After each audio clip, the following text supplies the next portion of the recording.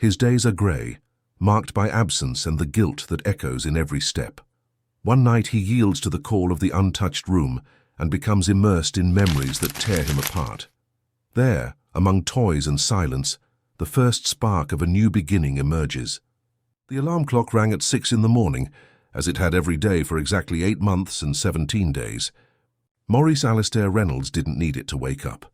His eyes were already open long before the alarm, fixed on the white ceiling of his apartment on Park Avenue. The sounds of New York City were beginning to intensify outside, but within those walls, the silence was almost palpable. He got up with calculated movements, as if following an invisible script. Coffee without sugar, whole wheat bread without butter, lukewarm shower, grey shirt, black pants, dark shoes. The bathroom mirror reflected a 42-year-old man whose brown eyes had lost their sparkle. The deep dark circles and premature grey hairs were silent witnesses to what the neighbours called the Reynolds tragedy. He left the building at exactly 7:15 a.m., as he did every day. Sebastian, the doorman, tried, as always, to make contact. "Good morning, Mr. Reynolds. It's going to rain today. Better take an umbrella." "Thanks," he replied dryly, without lifting his gaze from the ground. The walk to the Times Square 42nd Street Station subway stop took exactly 12 minutes. The same steps, the same sidewalks, the same traffic light, where he waited for precisely 53 seconds.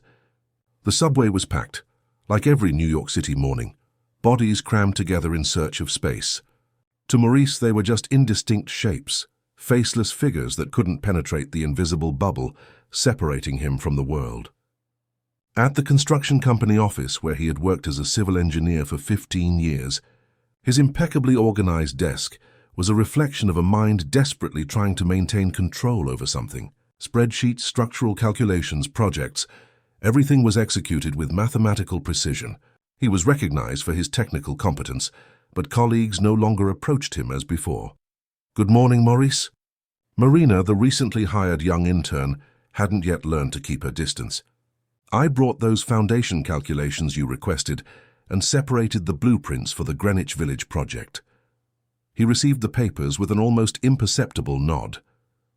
The girl hesitated for a moment, as if wanting to say something more, but gave up and moved away in silence. Paul Maxwell, his boss and old college friend, watched the scene from afar. Later, he approached Maurice's desk with cautious steps. "We need to talk about the new Atlantic City project," he said, placing a folder on the desk. "It's big, important for the company. I thought you could lead the team. I have enough projects already." "Maurice, listen. It's been almost 9 months. Maybe a change of scenery, something different. I'm fine as I am." His voice was cold, cutting off any attempt at closeness. Paul sighed, nodding in defeat. "The folder's here. Take a look if you change your mind." At exactly 6 p.m., Maurice packed his belongings into his worn leather briefcase, turned off his computer, and left without saying goodbye. The walk back home was an inverted reflection of the morning. The same streets, the same subway, the same anonymous faces. At the supermarket near his building, he bought only the essentials: rice, beans, some vegetables, bread. Mrs. Hilda, the grey-haired black cashier, who had served him for years, looked at him with compassion. "How are you, Mr. Reynolds?" "I made a cornmeal cake today, brought you a piece." He looked at the small package she extended. Something inside him wavered for an instant. "You didn't have to, Mrs. Hilda." "Yes, I did." "You're too thin." She placed the package with his groceries with a firmness that allowed no refusal. In the apartment, the late afternoon light of New York City streamed through the living room windows, casting elongated shadows on the furniture, covered by a thin layer of dust. The place had 3 bedrooms, one converted into an office, another was his, and the third remained with its door closed for 8 months and 17 days. Maurice prepared a simple meal, eating in silence at the kitchen table, designed for a family that no longer existed there. The television remained off, as did the radio. Any external sound could break the fragile structure of control he had built. He washed his plate, glass, and cutlery immediately after finishing. He put Mrs. Hilda's piece of cake in the refrigerator without tasting it. He took a long shower, as if the water could wash away more than just the day's sweat. He sat in the living room armchair with a technical book on concrete structures, safe reading, devoid of emotion. However, his eyes scanned the words without absorbing them. After half an hour, he realized he was still on the same page. That's when he heard it, or thought he heard it. A child's laugh, light as soap bubbles, coming from the hallway. That unmistakable laugh he knew so well. Maurice froze. His heart pounded as it hadn't in a long time. For a moment, he almost got up, almost called out the name he had avoided pronouncing for so long. But reason brought him back to cruel reality. He took several deep breaths, closing the book tightly. It doesn't exist, he murmured to himself like a mantra. It's not here. Later, lying in the bed too large for one man, Maurice stared at the ceiling. The left side of the mattress remained untouched, the pillows arranged as if waiting for someone who wouldn't come. The lavender scent of the sheets had long disappeared, replaced by the neutral odor of clean, unscented laundry. On his bedside table, face down, was a photograph frame. He couldn't look at it, but he also couldn't put it away. It was a strange form of torture he imposed on himself, keeping the object there, inaccessible but present. Sleep, when it came, was populated by fragmented images, a park with colorful swings, chocolate ice cream melting in small hands, a sunny beach, laughter echoing in the walls of an apartment full of life. On such nights, Maurice would wake up in a cold sweat with dry tears on his face that he didn't remember shedding. That night, however, brought something different. On the border between sleep and wakefulness, he had the distinct impression that someone entered his room. He felt the slight dip of the mattress, as if a gentle weight settled beside him. A familiar scent, almost forgotten, invaded his nostrils. "Maurice!" A soft voice, a distant whisper calling him. He opened his eyes with a jolt, his heart hammering against his chest. The room was empty and dark, the left side of the bed untouched. But the sensation persisted, along with the scent that now dissipated like morning mist. He got up trembling, went to the kitchen and drank a glass of water. On his way back to the room, he stopped in front of the closed door. His hand reached out to touch the cold doorknob, but recoiled as if burned. "Not yet," he whispered to the empty hallway. "I can't yet?" He returned to bed knowing he wouldn't be able to sleep anymore. In a few hours the alarm clock would ring, announcing another day identical to the last.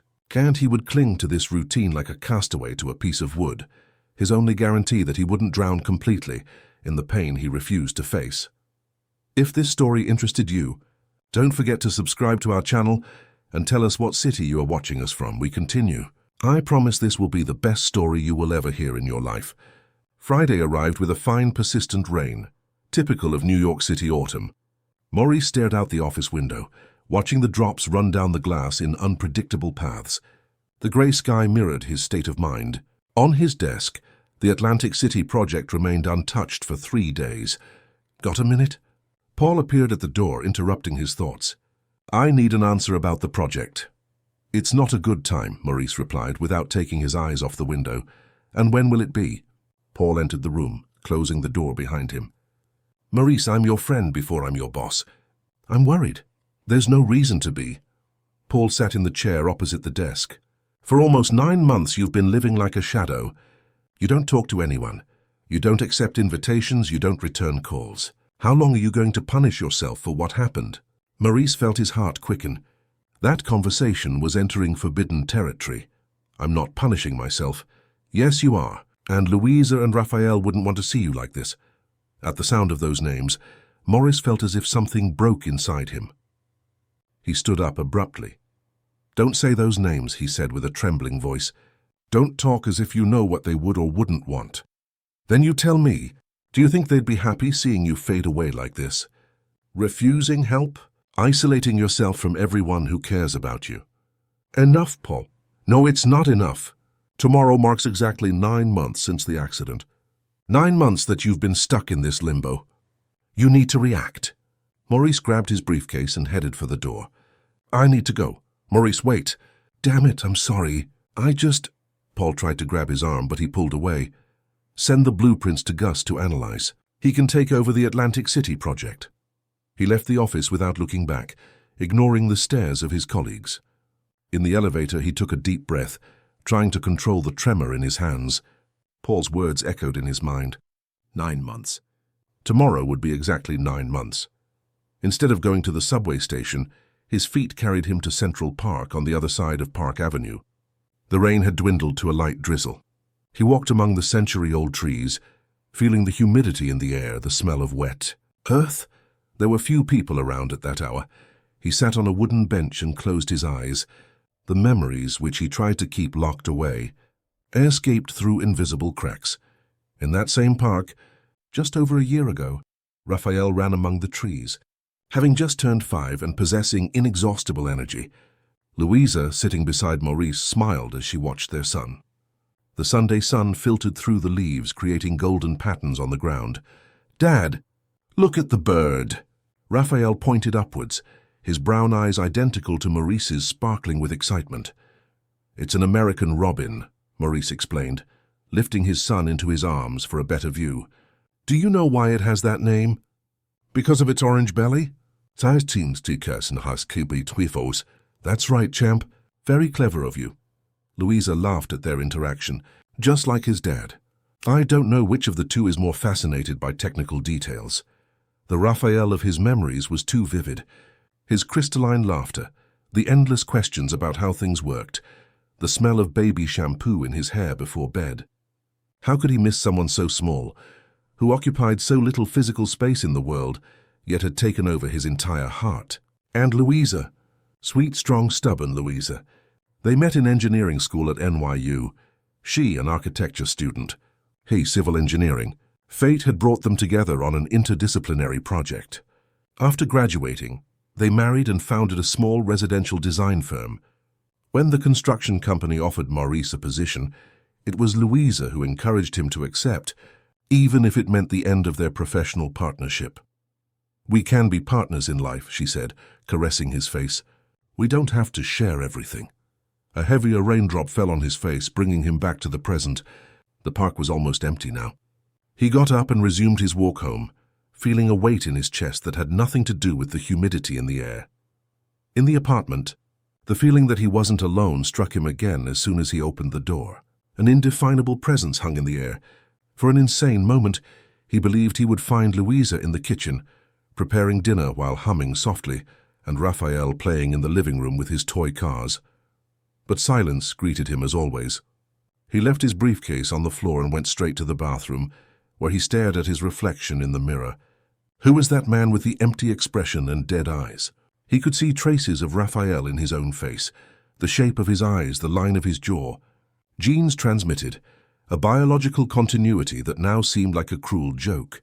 He took a long shower, letting the water run over his body as if it could wash away the haunting memories.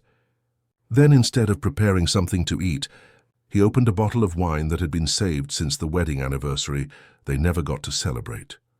He sat on the living room sofa, drinking straight from the bottle. The apartment seemed larger and emptier with each sip. The photographs that once decorated the walls had been put away in boxes. Less pain, fewer memories, but still he could visualize where each one had been. There on the sideboard was the wedding photo. On the living room wall, the sequence of Raphael's photos, newborn, 1-year-old, 2, 3, 4, 5. On the shelf, the trip they took to Miami Beach, the three of them smiling on the sand, tanned skin and eyes squinting against the sun.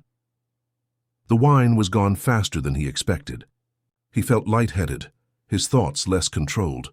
That's when he heard it again. It was no longer just a distant laugh, but footsteps. Small footsteps running down the hallway. "Raphael?" The word escaped his lips before he could contain it. The sound of footsteps stopped. Maurice got up unsteadily, following the direction of the noise. The hallway was dark. At the end of it, Raphael's closed bedroom door seemed to emit a soft light through the cracks. "It's not real," he murmured to himself. "It's the wine, it's the fatigue." But something compelled him to move forward. He approached the door with his heart beating so fast he could hear the blood pulsing in his ears. His trembling hand touched the doorknob. "Raphael!" He called again, his voice almost inaudible. Silence. He slowly turned the doorknob, but the door was locked. Of course it was. He himself had locked it on that fateful day he returned from the hospital alone, devastated. The key was kept in the nightstand drawer beside his bed. He leaned his forehead against the wooden door. "I'm sorry," he whispered. "I'm so sorry." He slid down to the floor, his back against the closed door. Silent tears streamed down his face. He hadn't cried since the day of the accident. He had built such a solid emotional dam that even in the loneliest moments he didn't allow himself this release. But now, sitting in the dark hallway of his empty apartment, the floodgates broke. He cried for Raphael, for Louisa, for himself, and for the life they had built together. And that had vanished in a matter of minutes on a slippery road to Lake Placid. He cried for the guilt he carried, the stupid argument moments before the accident, his refusal to stop the car when Louisa asked, his stubbornness in driving in heavy rain. "It should have been me," he whispered between sobs. "Why wasn't it me?" At some point in the night, exhausted by crying, he fell asleep right there in the hallway. He dreamed of Raphael running towards him, arms outstretched, calling, "Dad, Dad!" He dreamed of Louisa sitting on the edge of a hospital bed, looking at him with eyes full of unshed tears. When he woke up the next morning, he felt something different, a resolution being born within him, slow and fragile but present. He got up with difficulty, his muscles aching from the uncomfortable position. He looked once more at the closed door. "Tomorrow," he promised in a low voice. "Tomorrow I'll go in." Saturday dawned with a surprisingly blue sky after days of rain. Maurice opened his eyes feeling a strange clarity, not just the sunlight entering through the blinds, but something inside him. The promise made the night before weighed on his mind. He got up later than usual. The clock showed 9:12 a.m., a luxury he hadn't allowed himself for months.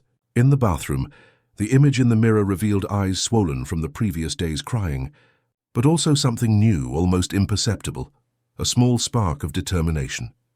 As he opened the nightstand drawer, his fingers found the cold metal of the small key he hadn't touched in so long. He held it in the palm of his hand, feeling its insignificant yet monumental weight.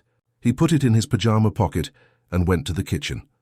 He brewed stronger coffee than usual and, surprising himself, took out the piece of cornmeal cake Mrs. Hilda had given him. It was a little dry, but the sweet, familiar taste brought a wave of memories. Louisa used to make cornmeal cake on Sundays.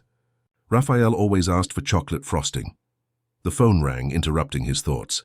He hesitated before answering. He rarely did on weekends. "Hello? Maurice? It's Paul. Look, I wanted to apologize for yesterday. I crossed the line." "It's okay," he replied, surprised by his own calmness. "No, it's not okay. I know what today's date is and, well, I just wanted to say we're here. Helen and I, if you need anything. 9 months. Today marked exactly 9 months since the accident. Thank you, Paul. Seriously, anything. Lunch, a chat, or just company?" Maurice felt his throat tighten. "I appreciate it, really." After hanging up, he sat at the kitchen table for a long time. The key in his pocket seemed to pulse, reminding him of the promise made. He got up and walked slowly to the hallway leading to the bedrooms. He stopped in front of the closed door, breathing deeply. His hand trembled as he took the key from his pocket. He fit it into the lock, feeling resistance, not from the mechanism but from himself. He turned it slowly, hearing the metallic click that seemed to echo throughout the apartment. He pushed the door open slowly, his heart pounding. A wave of still air, smelling of dust and time, hit his face. The light entering through the window with half-closed curtains revealed the room exactly as it had been 9 months ago. The small bed with the Spider-Man comforter, the bookshelf with children's books and organized toys, the low table with colorful markers and incomplete drawings, the globe Raphael had received for his last birthday, when he said he wanted to be an explorer of places. Maurice entered with hesitant steps, as if he were in sacred territory, and in a way he was. That space contained the last physical traces of his son's interrupted childhood. Every object seemed to vibrate with memories. He sat on the edge of the small bed, running his hand over the comforter. He could smell Raphael there, faint but present. He closed his eyes, and for a moment he could almost hear the child's voice asking, "Just one more story. Dad, just one more." On the table, colorful drawings made with the still-developing motor skills of a 5-year-old. Houses with smoking chimneys despite the American climate. Purple trees, a smiling sun in the corner of the page. In one of them, 3 stick figures, a large one, a medium one, and a small one, clearly him, Louisa, and Raphael. Maurice picked up the drawing with trembling hands. He turned it over and saw the date written in Louisa's neat handwriting. Raphael, 5 years and 2 months. Our family. Tears came again, but different from the night before. They were not tears of despair, but of conscious longing. He allowed them to stream down his face as he held the drawing against his chest. That's when he noticed, among the books, on the shelf, one he didn't immediately recognize, thicker than the children's books, with a dark blue hardcover. He reached out and pulled it down. It was a photo album, one of those that Louisa insisted on keeping physical despite the digital age. He opened it carefully, as if handling a precious artifact. On the first page, a photograph of Louisa pregnant, smiling with her hands on her prominent belly. In the caption, written in her careful script, "Waiting for Raphael with all the love in the world." He turned the pages slowly. Raphael's birth, his first days at home, his first bath, first smile, first steps, birthdays, Christmases, trips to the park, to the beach, to the Bronx Zoo. His son's life told in images chronologically organized by Louisa.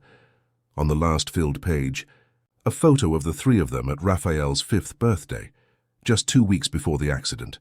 They were in front of a cake with lit candles, smiling, unaware that this would be the last birthday they would celebrate together. As he turned that page, an envelope fell onto his lap. It had his name written in a child's clumsy hand, "For Daddy." With a pounding heart, he opened it and pulled out a folded notebook page. "Dear Daddy, thank you for teaching me to ride my bike without training wheels. I fell, but you helped me get up. You are the best dad in the world, and I love you more than chocolate. When I grow up, I want to be just like you. Her kiss from your son, Raphael." Maurice sobbed, holding the paper as if it were the most valuable treasure in the world. And it was. The purity of those words, the unconditional love they expressed, hit him like a physical wave. For months he had avoided this confrontation with memories, with the love he felt, and with the pain of loss, hiding in mechanical routine and emotional isolation. He got up and went to the closet. He opened the doors and saw the small clothes perfectly organized. Folded t-shirts, hung pants, aligned sneakers. He picked up a New York Yankees t-shirt, the team Raphael had chosen to root for, because the color was like Spider-Man's. He brought it to his face and inhaled deeply, searching for his son's scent. That's when he heard the doorbell. He composed himself as best he could, put the letter in his pocket and went to answer, still holding Raphael's t-shirt. It was Mrs. Francis, the neighbor from 902, a woman in her 70s who had always been kind to the family. "Good morning, Maurice," she said with a shy smile. "Sorry to bother you, but I made some chocolate truffles and wanted to bring you some." He looked at the small plate covered with aluminum foil that she extended. "Raphael loved my chocolate truffles," she continued, with teary eyes. "This morning I woke up thinking about him, about the little smile he'd give when I let him lick the bowl. 9 months today, isn't it?" Maurice nodded, unable to speak. The unexpected kindness of the old woman touched him deeply. "Thank you, Mrs. Francis. You know, Maurice, I lost my husband 15 years ago. I thought I wouldn't survive. But here I am. The pain doesn't go away, but we learn to carry it." He looked into the kind eyes of the woman and saw there a genuine understanding, from someone who knew the geography of grief from personal experience. "Would you like to come in?" he offered, surprising himself. The invitation seemed to move her. "I'd love to, my dear." In the kitchen they served themselves coffee and chocolate truffles. Mrs. Francis talked about her late husband, about how she learned to live again after the loss. Maurice listened, truly listened, for the first time in a long time. "You know what helped me?" Keeping his memory alive, not as a ghost haunting me, but as a beloved presence that had been a part of my life. Maurice thought of the door he had just opened, of the letter he had found. "Today I went into Raphael's room for the first time since the accident." Mrs. Francis nodded, understanding. "And how was it?" "Painful. But also, I can't explain it. Like a part of me that was frozen started to melt. It's a start, Maurice. A good start." After she left, Maurice returned to Raphael's room. He sat in the small chair by the drawing table and stayed there, immersed in memories, no longer fleeing from them, but allowing himself to feel them in all their intensity.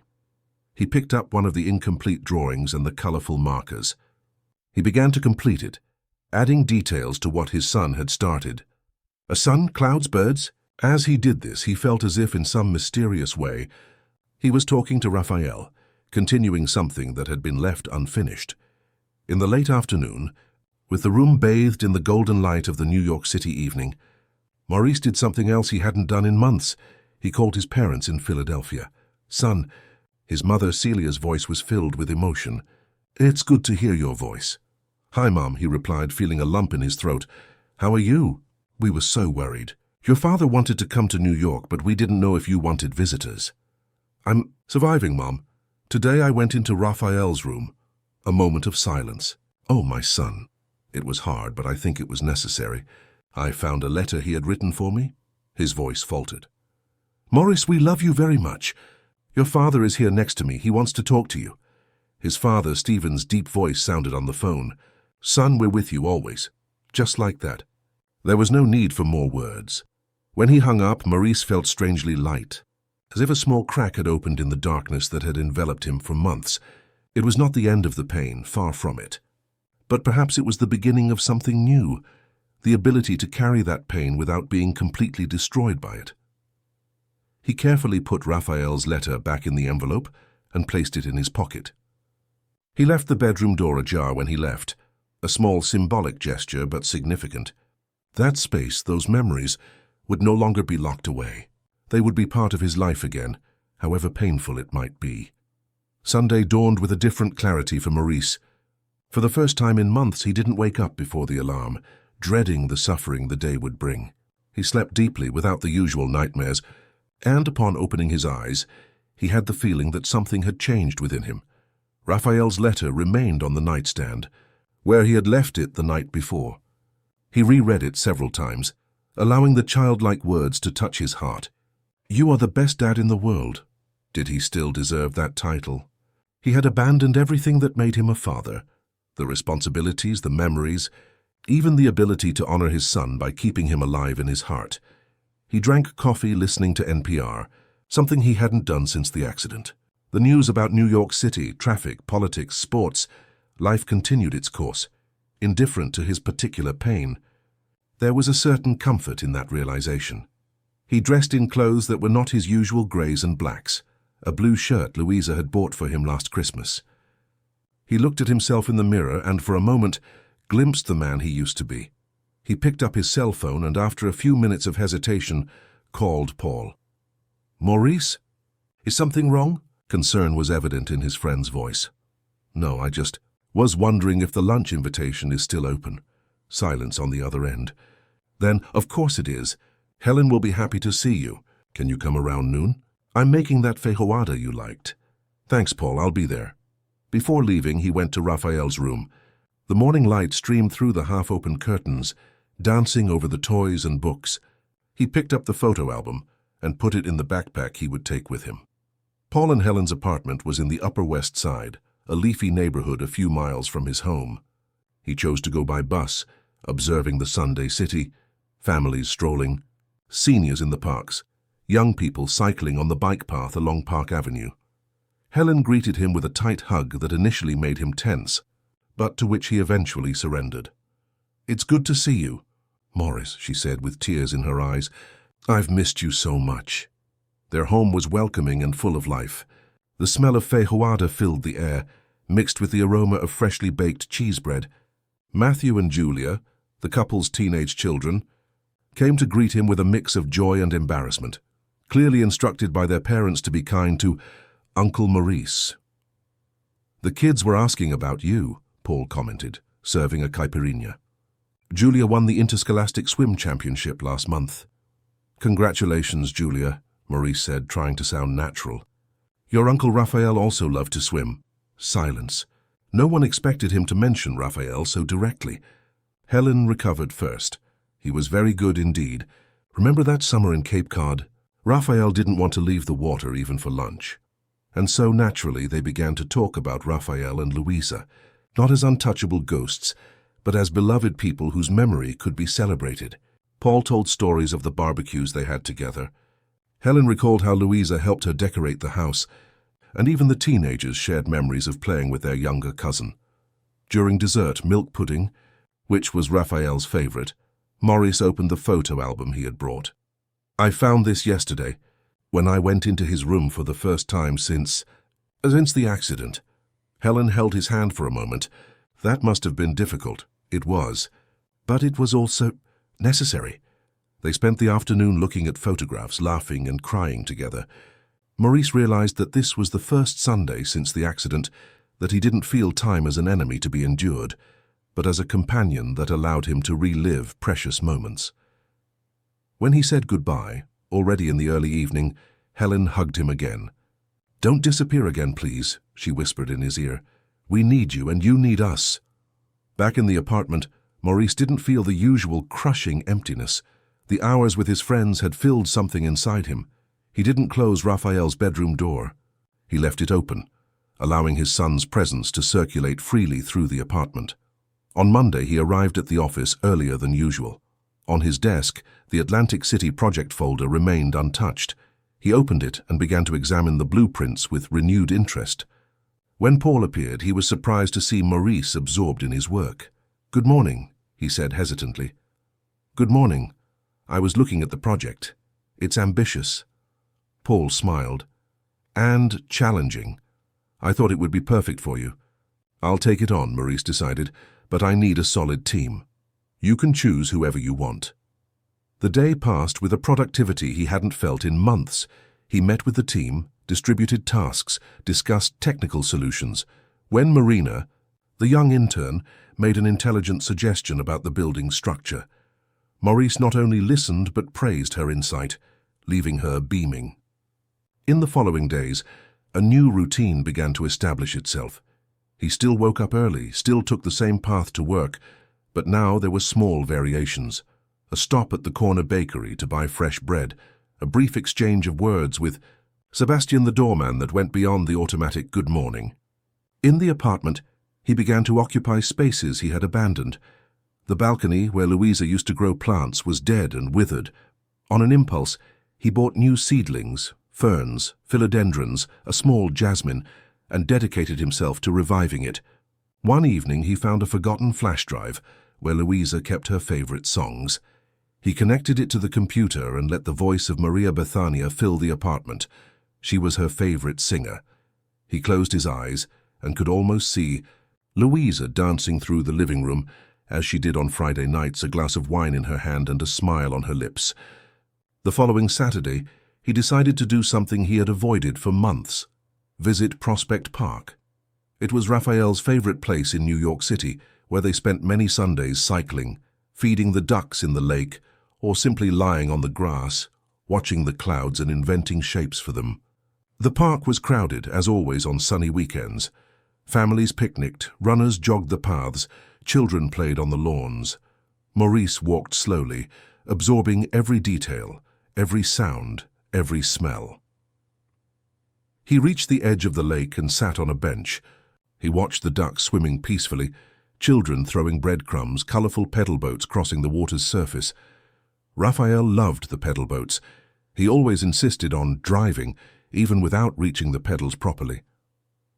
A girl of about 5 ran past him, chasing a ball. She tripped and fell a few feet away. Maurice instinctively got up and went to help her. "Did you hurt yourself, little one?" he asked, helping her up. The girl, with big brown eyes that for a moment reminded him of Raphael, shook her head negatively. "I'm fine, sir, thank you." The child's mother approached quickly. "Clara, I told you not to run like that." She looked at Maurice. "Thank you for helping her." "It was nothing," he replied, feeling something strange in his chest, a mixture of pain and tenderness. He continued his walk through the park, eventually reaching the playground where Raphael used to play. He watched the children for a long time, allowing the memories to flow freely. Raphael on the swing, asking to go higher. Raphael sliding. Down the slide with his arms raised, as if on a roller coaster.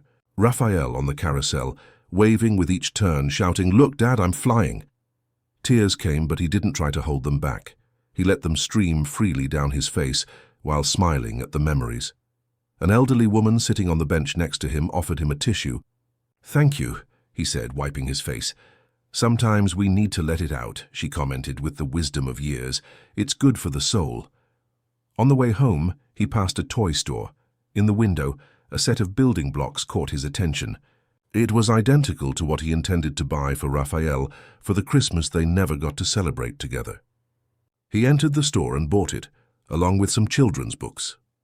At home, he arranged the new items in Raphael's room, not as an untouchable sanctuary, but as a living space where his son's memory could be honored and celebrated. He picked up one of the books, The Little Prince, which he had been planning to read to Raphael when he was a little older, and sat on the small bed. He began to read aloud, as if his son were there to listen. Once when I was 6 years old, I saw a magnificent picture in a book about the primeval forest called True Stories. His voice filled the silent room, bringing the words to life, creating a moment that, though different from what he had dreamed, was special in its own way. In the late afternoon, with the room bathed in the golden light of the New York City evening, Maurice did another thing he hadn't done in months. He called his parents in Philadelphia. "Son!" His mother, Celia's voice, was laden with emotion. "It's good to hear your voice." "Hi, Mom," he replied, feeling a lump in his throat. "How are you? We were so worried. Your father wanted to come to New York, but we didn't know if you wanted visitors." "I'm surviving, Mom." Today I went into Raphael's room. A moment of silence. "Oh, my son." "It was difficult, but I think it was necessary. I found a letter he had written for me." His voice failed. "Maurice, we love you very much. Your father is here next to me. He wants to talk to you." His father, Stephen's grave voice, sounded on the phone. "Son, we're on your side, always." Just like that. There was no need for more words. When he hung up, Maurice felt strangely light, as if a small crack had opened in the darkness that had enveloped him for months. It was not the end of the pain, far from it. But perhaps it was the beginning of something new, the ability to carry that pain without being completely destroyed by it. He carefully put Raphael's letter back in the envelope and placed it in his pocket. He left the bedroom door ajar when he left, a small symbolic gesture but significant. That space, those memories, would no longer be locked away. They would be part of his life again, however painful it might be. Sunday dawned with a different clarity for Maurice. For the first time in months, he didn't wake up before the alarm, dreading the suffering the day would bring. He slept deeply, without the usual nightmares, and upon opening his eyes he had the feeling that something had changed within him. Raphael's letter remained on the nightstand, where he had left it the night before. He reread it several times, allowing the childlike words to touch his heart. "You are the best dad in the world." Did he still deserve that title?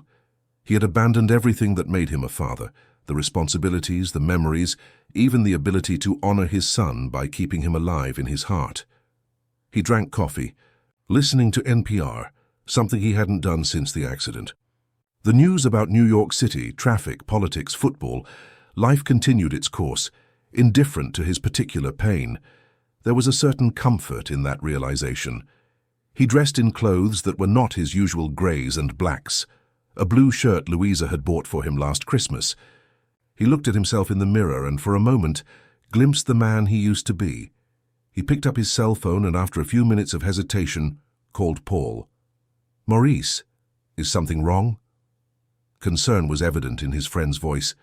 "No, I just was wondering if the lunch invitation is still open." Silence on the other end, then, "Of course it is.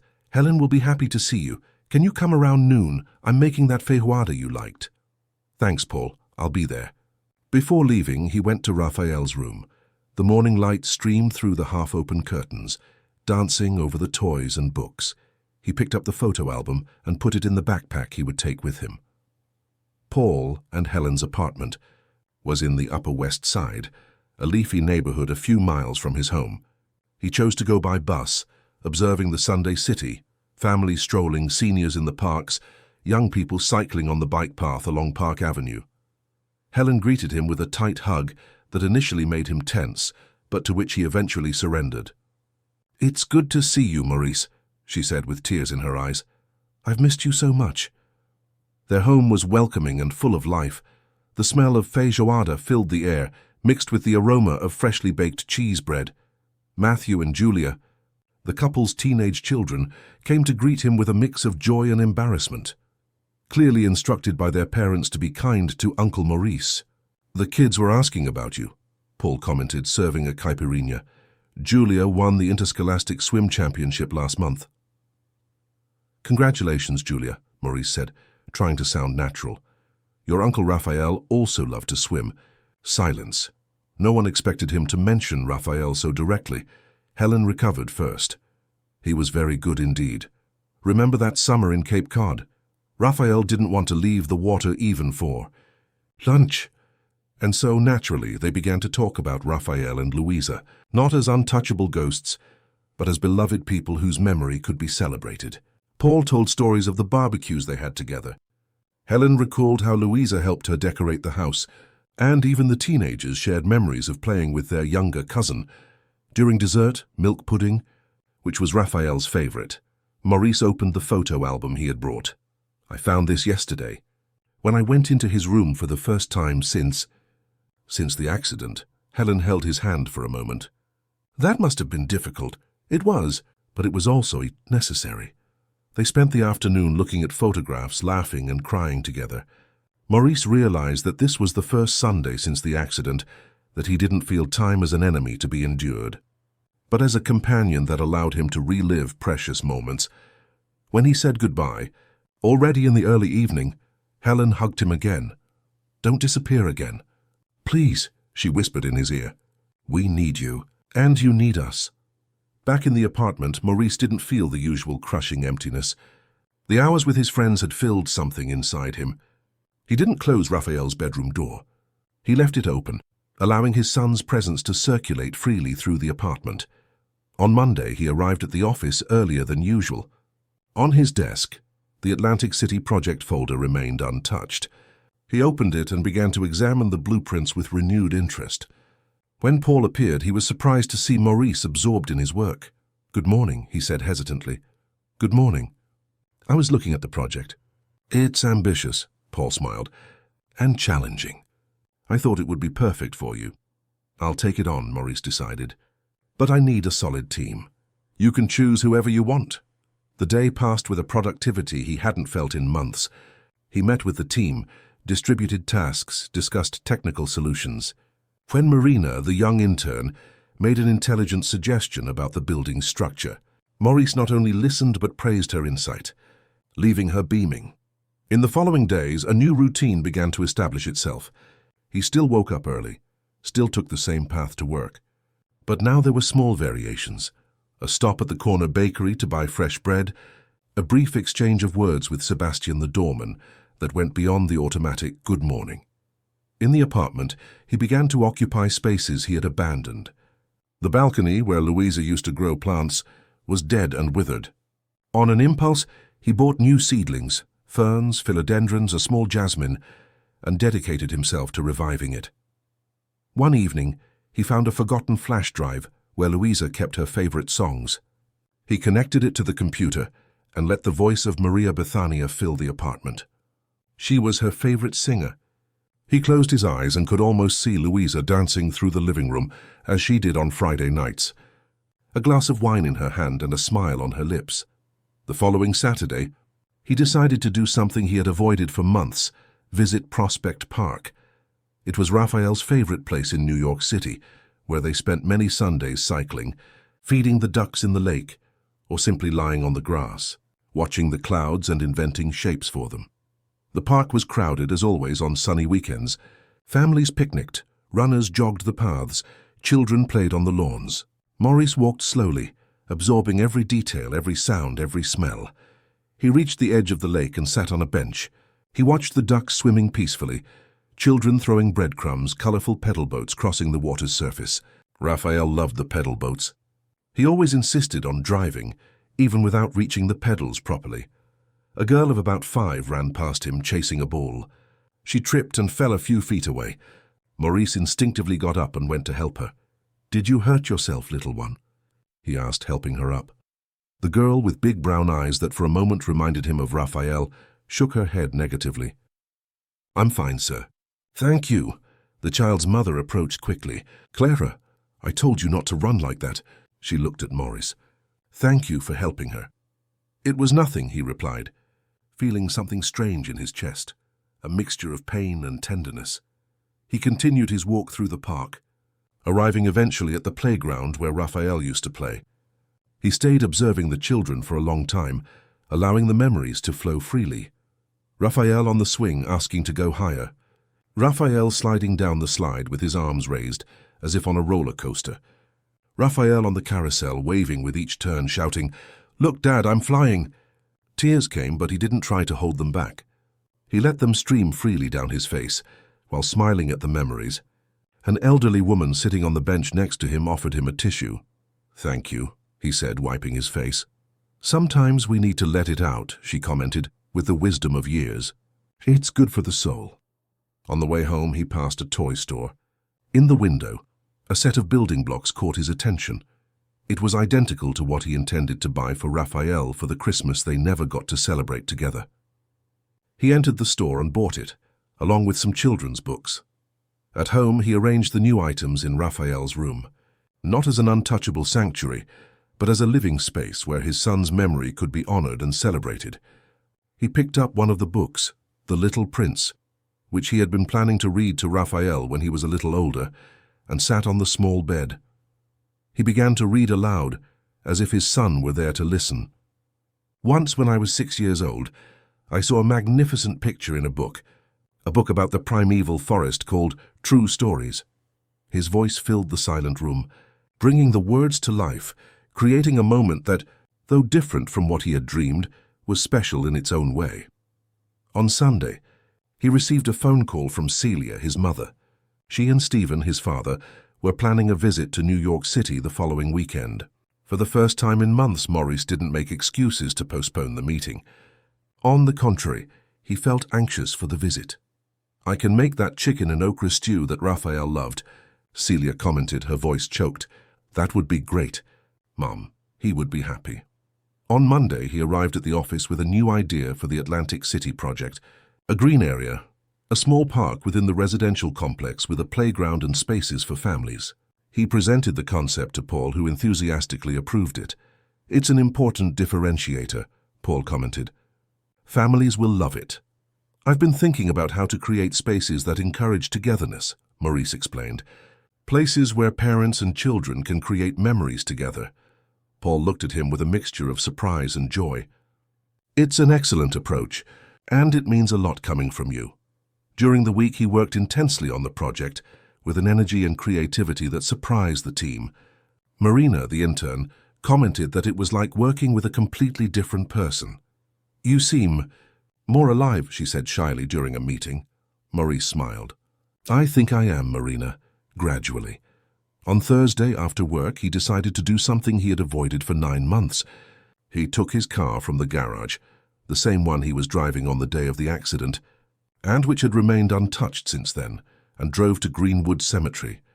Louisa and Raphael's graves lay in the shadow of a yellow trumpet tree. They were well maintained, probably by Louisa's parents who visited regularly. There were fresh flowers and small toys on Raphael's headstone. Maurice knelt between the two graves, gently touching each one. He brought no flowers or gifts, only his presence, the most valuable thing he could offer at that moment. "Hi, my loves," he said softly. "I took a long time, I know. I'm sorry for that." The wind blew gently, swaying the branches of the trumpet tree. Some yellow flowers fell, dancing in the air before landing on the graves and around Maurice. "I'm trying. It's hard, but I'm trying to continue. For you, for me, for the life we had together." He stayed there for a long time, talking to Louisa and Raphael as if they could hear him. He told them about the Atlantic City project, which was almost completed. About Raphael's plaza, which would soon be inaugurated with swings, slides, and many trees. About how he had started playing the guitar again, a hobby he had abandoned years ago, even before the accident. About his parents' regular visits, and how he had reconnected with Louisa's family. "The pain is still here," he confessed. "I think it always will be. But it's no longer all that I am. It's just a part of me now, an important part that reminds me of the love we shared but doesn't define me completely." When the sun began to set, painting the sky in orange hues, he stood up. He felt strangely light, as if a weight had been lifted from his shoulders. Not completely removed, he knew he would forever carry the pain of loss, but transformed into something he could carry without being crushed by it. "I'll be back soon," he promised, touching each grave one last time. "Now I know the way back to you, and to myself." The visit from Maurice's parents brought a different energy to the apartment. Celia, with her practical and affectionate way, filled the kitchen with familiar aromas: chicken and okra stew, slow-cooked beans, homemade fruit tarts that reminded him of his childhood in Philadelphia. Stephen, more reserved in his emotions, showed affection in small gestures: a longer handshake, an attentive glance, the silent willingness to simply be present. "The apartment is different," Celia commented as they prepared Saturday lunch. "More alive," Maurice smiled, stirring the pot of beans. "I'm trying, Mom, day by day. That's all we can do, son, one day at a time." On Sunday, he took his parents to Prospect Park. He showed them Raphael's favorite spots, told stories of family outings, shared memories that weeks before he would have been unable to utter aloud. He loved feeding the ducks, he said, watching the birds on the lake. "Louisa always brought old bread especially for that, even though I said it wasn't good for the animals." Celia held his hand. "You were a beautiful family, Maurice. We still are, Mom, in a different way. But we are still a family." When his parents left on Monday, Maurice felt a momentary emptiness, but not the suffocating despair from before. The visit had been like a bridge reconnecting him with his roots, reminding him that despite the devastating loss, there were still ties that anchored him to the world. At work, the Atlantic City project was progressing. The team was enthusiastic about the green area Maurice proposed, developing ideas to make it a truly special space. During a meeting, Paul suggested a name for the internal park. "How about Raphael's Plaza?" Maurice felt his heart quicken. "Paul, It would be a beautiful tribute. A place where children can play, families can gather. Exactly what you're trying to create." After a moment of reflection, he nodded. "Thank you. It means a lot to me." As October advanced, bringing warmer days to New York City, Maurice felt gradually more connected to the world around him. He started going back to the neighborhood gym. He accepted an invitation to dinner with colleagues after work. He replied to messages from old friends he had ignored for months. One evening he received an unexpected call. It was Marianne, Louisa's sister, who lived in Boston. Relations between them had become tense after the accident.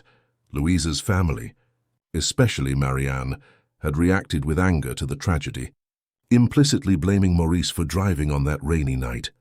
"Hi, Maurice." Her voice sounded hesitant. "How are you?" "I'm getting better, Marianne. And you?" "Me too. Look, I'm in New York City for work and, well, I'd like to see you if that's okay." The request surprised him. "Of course, when do you want to come?" "Tomorrow night.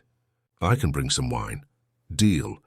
When he hung up, he felt a mixture of anxiety and hope. Marianne had been very close to Louisa and adored Raphael. The estrangement between them after the accident was yet another loss amidst so many. The next night he prepared a simple dinner, pasta with homemade tomato sauce, a recipe Louisa had taught him. He set the table more carefully than usual, put on soft music, Brazilian popular music which Marianne appreciated. When the doorbell rang, he took a deep breath before opening the door. Marianne was there, holding a bottle of red wine and a small wrapped package.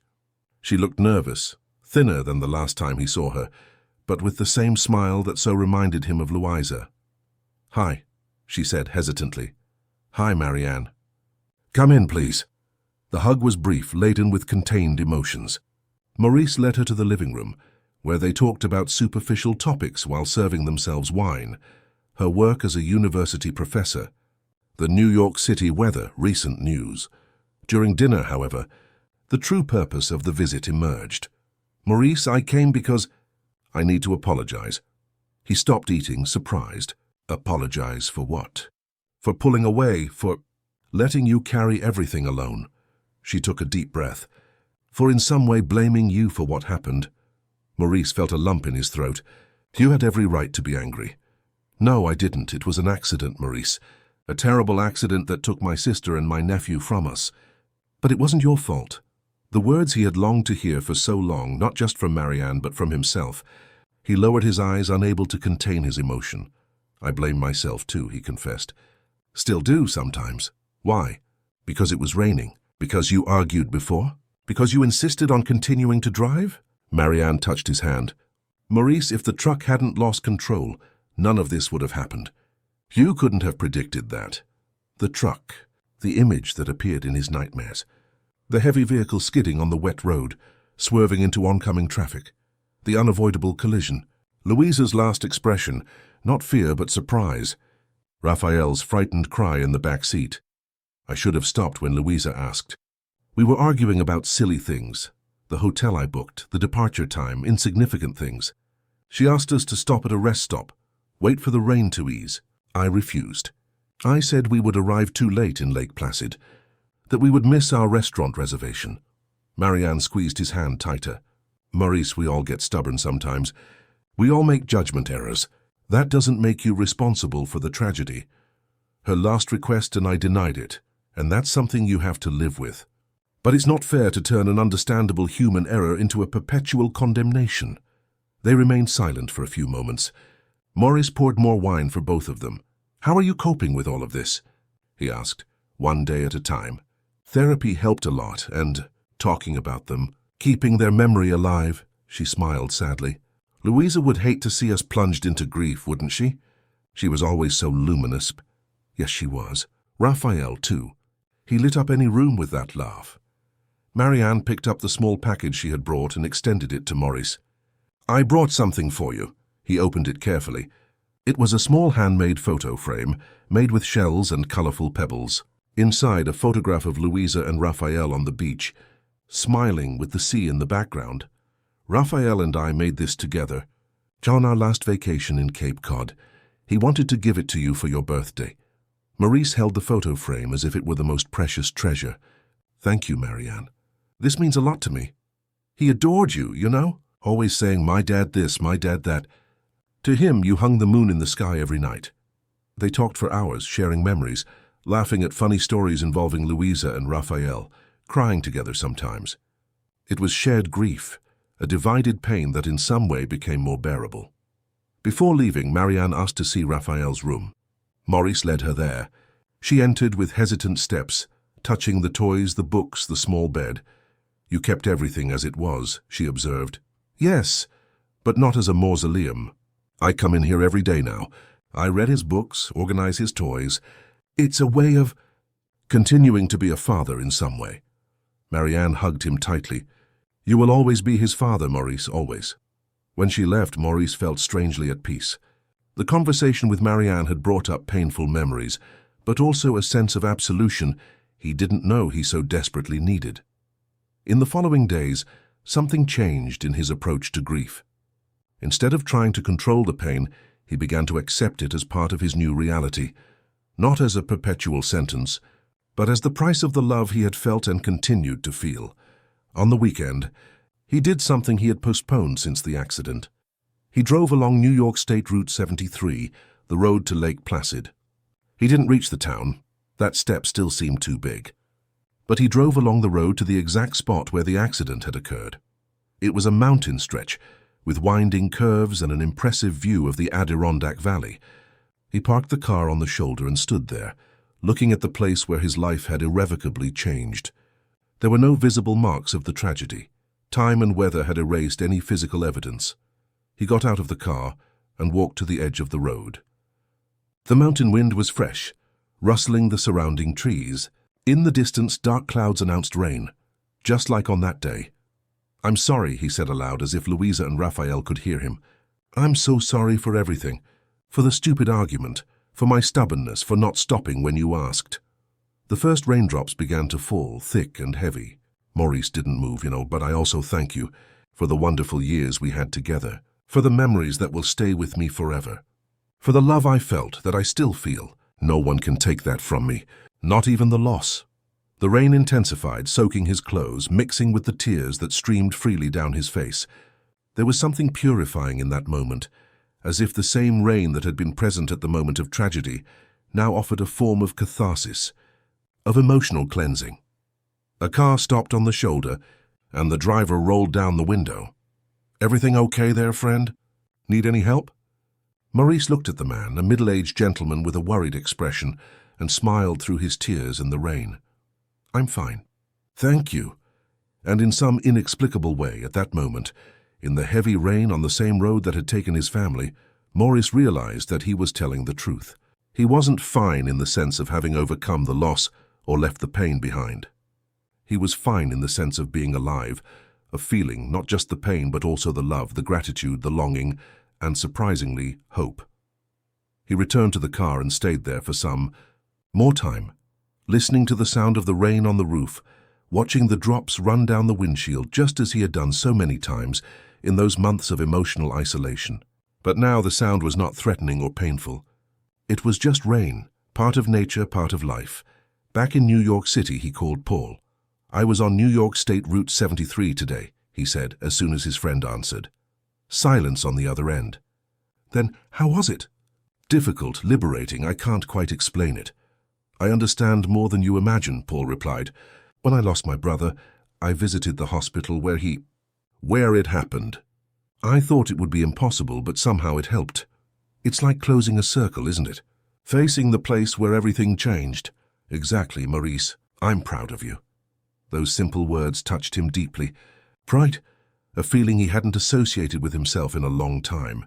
"Thank you, Paul, for everything. For your patience, for your friendship, for not giving up on me even when I had given up. That's what friends are for. And speaking of which, Helen is organizing a lunch for Matthew's birthday next Sunday. We'd really like you to come." "I'll be there," he replied without hesitation. "You can count on me." When he hung up, he realized he was smiling, a genuine smile that reached his eyes. It wasn't happiness, not yet, but it was something close to contentment, to acceptance. That night he prepared for bed with a feeling of lightness he hadn't experienced in almost 10 months. Before lying down, he went to Raphael's room and sat on the small bed. He picked up the little prince that he was reading little by little. "Where did we leave off?" he asked aloud as if his son were there. "Ah, yes, the encounter with the fox." He read a few paragraphs, feeling his voice catch as he reached a specific passage. "You become responsible, forever, for what you have tamed." He closed the book, reflecting on those words. It was true. Louisa and Raphael had tamed him and he them, and that responsibility, that bond, did not end with physical separation. It would continue forever, manifesting itself in the way he lived, in the choices he made, in the memories he kept alive. He returned to his room and, for the first time in months, placed the frame with the family photograph back on his bedside table, face up. He looked at Louisa and Raphael's smiling faces for a long time before turning off the light. "Good night, my loves," he whispered in the darkness. "Until tomorrow." Spring arrived in New York City with an explosion of colors and fragrances. Yellow trumpet trees bloomed throughout the city, creating a golden contrast against the gray concrete. The plazas and parks came alive with new flowers, and even the polluted air of the metropolis seemed lighter, laden with promises. A year had passed since the accident. A year of pain, denial, acceptance, and finally reconstruction. Maurice woke up that morning feeling the weight of the date, but he didn't let it consume him. Instead, he carefully prepared for the day he had planned. At breakfast, he sat at the kitchen table with a cup of coffee and the photo album he now consulted regularly. He leafed through it slowly, lingering on specific images: Raphael's birth, his marriage to Louisa, family vacations, everyday moments that at the time seemed mundane, but now revealed themselves to be precious. "1 year, my dears," he said aloud. "It feels like an eternity, and at the same time like it was yesterday."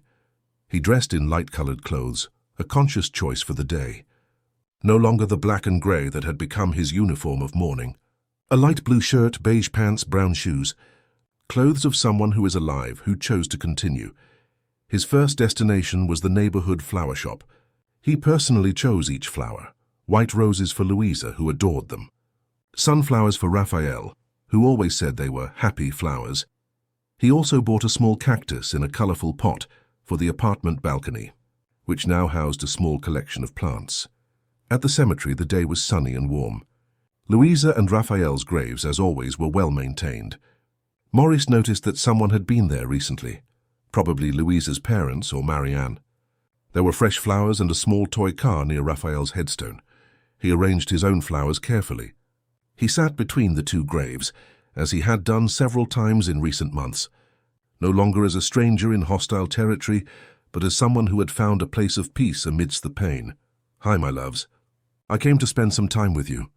He took a deep breath, feeling the sun warm his face. 1 year. It's hard to believe. So much has happened, and at the same time it feels like time stood still. He told them about the Atlantic City project, which was almost completed, about Raphael's Plaza, which would soon be inaugurated with swings, slides, and many trees, about how he had started playing the guitar again, a hobby he had abandoned years ago, even before the accident, about his parents' regular visits and how he had reconnected with Louisa's family. The pain is still here, he confessed. I think it always will be, but it's no longer all that I am. It's just a part of me now. An important part that reminds me of the love we shared, but doesn't define me completely. He stayed there for almost an hour, talking, reminiscing, sometimes just in silence, feeling their presence in a way that transcended the materiality of the cemetery. When he stood up to leave, he felt serene, centered. See you soon, my loves. I'll be back. His next destination was Prospect Park. He had arranged to meet Paul, Helen, and their children for a picnic, a different way to spend that significant date. Upon arriving, he found them already settled under a large tree with a blanket spread on the grass and a basket of food. Helen hugged him for a long time. How are you? I'm fine, he replied, and for the first time in a long time he felt it was unreservedly true. The picnic was pleasant. They ate, talked, laughed. Matthew and Julia, initially embarrassed by the solemnity of the date, soon relaxed upon realizing that Maurice was genuinely engaged in the conversation, interested in their stories about school and friends. At one point, a soccer ball rolled towards them, followed by a boy of about 6. Sorry, sir, the boy said, looking at Maurice. No problem, champ, he replied, returning the ball with a smile. He watched the boy run back to his friends, with that inexhaustible energy so characteristic of childhood. You're different, Paul commented, who had observed the interaction. How so? A few months ago, a scene like this would have devastated you. Seeing children, especially Raphael's age. Maurice reflected for a moment. It still hurts, but in a different way. Less like an open wound and more like... I can't quite explain it. A scar, Helen suggested. It's still there. It marks you forever, but it doesn't bleed anymore. Exactly. After the picnic, they walked through the park. Maurice showed Matthew and Julia Raphael's favorite spots. The duck pond, the specific playground, the tree where he liked to hide. Sharing these memories with the teenagers was a way to keep his son alive, to allow his brief existence to continue touching other lives. When they said goodbye, Helen kissed his cheek. You're healed, Maurice. He smiled but shook his head. I don't think there's a cure for this, Helen. It's not a disease that passes. It's more like learning to live with a chronic condition. You adapt, you find new paths, new forms of happiness. On the way back home, he decided to take a detour. He drove to Park Avenue and parked near the bookstore where he used to take Raphael on Saturdays. The boy loved the children's section, with colorful carpets and giant cushions where children could settle down to browse books. He entered the bookstore feeling a mix of nostalgia and serenity. He walked directly to the children's section, which was full of children that Saturday afternoon. Parents read to small children. Older children explored books independently.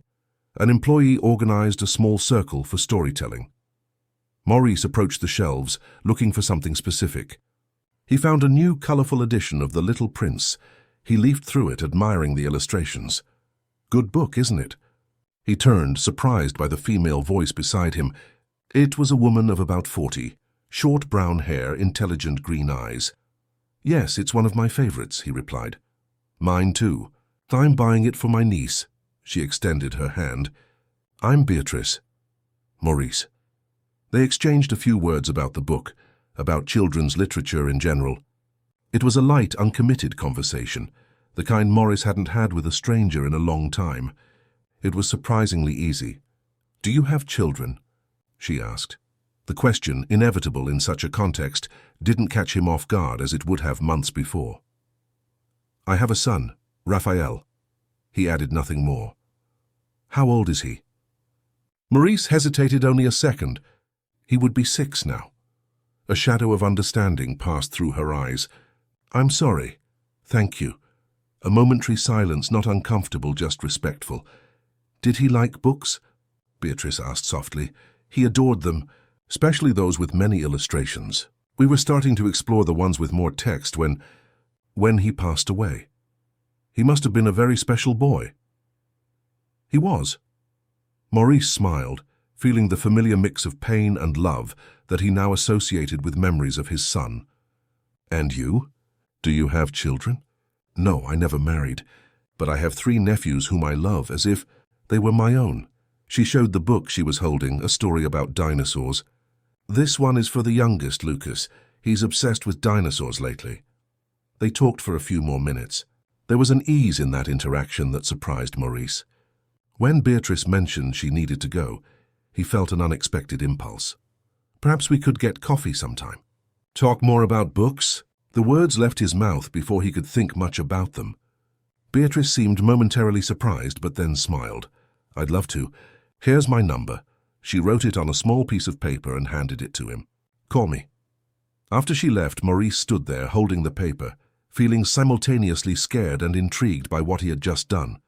It wasn't a romantic encounter he had proposed, just a conversation, a human connection. Still, it represented a significant step.